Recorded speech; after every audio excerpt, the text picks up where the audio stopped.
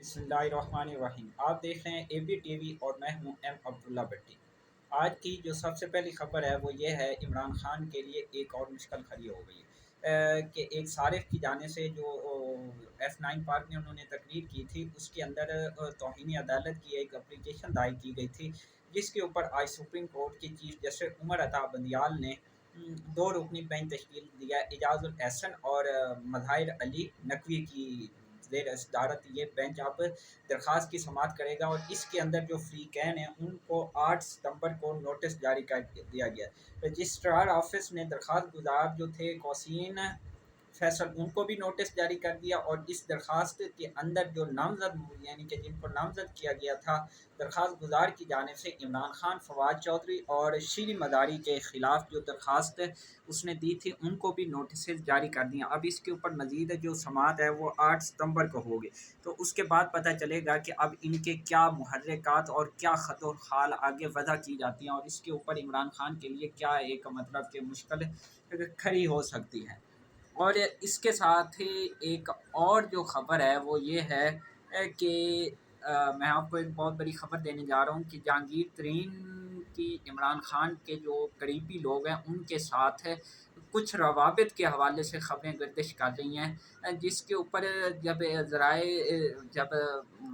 PTI के जो इमरान खान के करीब लोग हैं उनसे मालूमात हासिल करने की कोशिश की गई, तो उन्होंने फ़िलहाल तो उन्होंने यानी कि उस इन ख़बरों की तरदीद किया है, लेकिन कुछ इसके मतलब कि बाकी जो मुहर्रिकात हैं, बाकी ज़राए हैं, वो ये बताते हैं कि इस हवाले से इमरान खान और जहांगीर तरीन की एक बार फिर इन दोनों की सुलह कराने के हवाले से कुछ लोग मुतहर्रिक हो गए हैं। और इस हवाले से इसकी एक मिसाल ये भी है कि जहांगीर तरीन ने KPK के जो CM हैं महमूद खान, उनको पिछले दिनों कॉल भी की थी, जिसके अंदर उन्होंने जो खबर बाहर आई थी वो खबर तो ये आई थी कि उन्होंने मतलब सैलाब ज़दगान के हवाले से मालूमात इकट्ठी की और उनकी मतलब कि मदद के लिए यानी कि करोड़ों रुपए का ऐलान किया। लेकिन इसके साथ कुछ लोग ये भी कह रहे हैं कि उस दौरान सियासी गुफ्तगू भी हुई है। और इस हवाले से मज़ीद मैं आपको ये भी खबर देता चलूँ, ज़राए के थ्रू ये भी पता चला है कि इमरान खान से जो लोग मुनहरिफ हो गए थे, जो लोग इनसे बागी हो गए थे, वो दोबारा फिर इमरान खान से यानी कि पार्टी के अंदर शमूलियत के हवाले से कोशिशें कर रहे हैं और इस हवाले से वो मुख्तलिफ ज़राए से जो पार्टी के अंदरूनी बैरूनी उनके ज़रिए रवाबित दोबारा पैदा करने की कोशिश कर रहे हैं। और अब इसके हवाले से मज़ीद अब आगे चल के क्या पेशरफ्त होती है और इस हवाले से जो मुसद्दक़ा ख़बर है वो अगले चंद दिनों में आने की इम्कान है कि आया कि इसके ऊपर इमरान खान फिर, या जब इमरान खान से प्रेस टॉक के दौरान पूछा जा सकता है कि आया कि, या वो खुद अनाउंसमेंट कर सकते हैं कि उनकी बातचीत चल रही है या नहीं। तो आज की जो दूसरी बड़ी ख़बर है वो ये है कि इस हकूमत ने, जो इम्पोर्टेड हकूमत है, उसके जो समरात हैं, उसके जो मतलब के ख़तुल ख़ाल हैं, उसके जो मुहर्रिकात हैं, जो उनको यानी कि जिस अंदाज से बैरून मालिक की जानिब से, अमेरिका की जानिब से जो मुमकिन तौर पे इमरान खान के बकौल उनको इम्पोर्ट किया गया है, तो उसके अब कुछ ख़तुल ख़ाल बाहर आना शुरू हो गए हैं। जिसकी सबसे पहली ये खबर है आज मैं कि अभी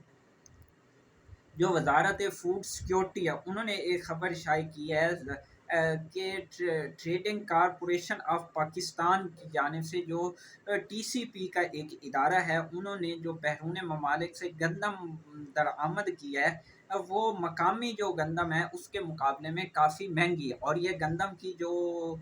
यानी मिकदार है वो 10 लाख टन है। तो जो कि ओपन टेंडर के तहत ये ट्रेड की गई थी, लेकिन इसके अंदर ये कहा गया है कि जो अभी तक ये पहुंची है वो ये है कि 9,86,000 मैट्रिक टन गंदम जो है वो मंगवाई गई थी, जिसमें से अभी तक 6,22,000 मैट्रिक टन गंदम जो है वो पाकिस्तान पहुंच चुकी है। लेकिन इसके अंदर अब ये देखो कि इमरान खान ने, चूँकि वो रशिया का जब दौरा किया गया था तो उस दौरे के अंदर ये पॉइंट शामिल था कि हमने उनसे गंदम सस्ते दामों ख़रीदनी है। अगर वो हमने उनके साथ मुआहदा कर लिया होता, जो जिस तरह बाकी ममालिक ने आज भी उनसे ऑयल और बाकी चीज़ें जिस तरह से इंडिया ने ख़रीदी, इसी तरह साउथ अफ्रीका के वज़ीर ख़ारजा का ऑन रिकॉर्ड बयान है कि उन्होंने मतलब कि उनसे भी यही मुतालबात किए गए थे कि आप रशिया से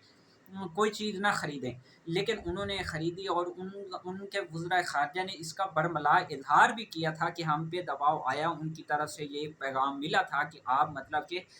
یعنی کہ گندم جو یا اس طرح کی چیزیں وہ ان سے نہ خریدیں، لیکن ہم نے خریدی۔ تو یہی اگر چیز ہم نے ان کے ساتھ اس وقت معاہدہ کر لیا ہوتا تو آج ہمیں کچھ نہ کچھ تو ریلیف ملتا۔ اب یہ یاد رکھیں کہ اگر باہر سے جو گندم ہم ان سے امپورٹ کریں گے، جو باہر سے منگوائیں گے،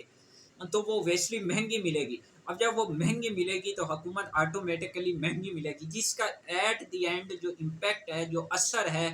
جو اس کے یعنی کہ بنیادی یعنی کہ جس جو مہنگائی کی چکی میں پسے گا، وہ یہ غریب عوام ہوگی، وہ اس کے اندر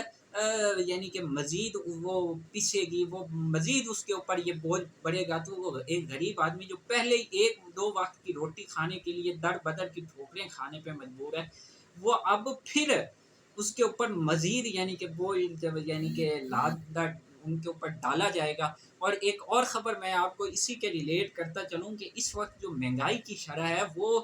تقریباً 47 سالہ ریکارڈ ٹوٹ گیا کہ اس وقت جو مہنگائی کی شرح ہے وہ تقریباً 30% کے راؤنڈ اباؤٹ۔ اور یہ وہی حکومت تھی جنہوں نے لانگ مارچ کیے تھے جب عمران خان کی حکومت تھی، تو اس کے دور حکومت کے اندر جو مہنگائی کی شرح تھی وہ 12% تھی۔ آج وہی مہنگائی کی شرح تقریباً 30% کے راؤنڈ اباؤٹ ہے۔ اب یہی وہ لوگ مولانا فضل الرحمان حتیٰ کہ مریم کا آپ کو لانگ مارچ یاد ہوگا جو انہوں نے لاسٹ کیا تھا، وہ کیا یہی مہنگائی پہ تھا۔ اور اسی طرح کے وزیر اعظم جو آج شہباز شریف ہیں، اس وقت اپوزیشن لیڈر تھے،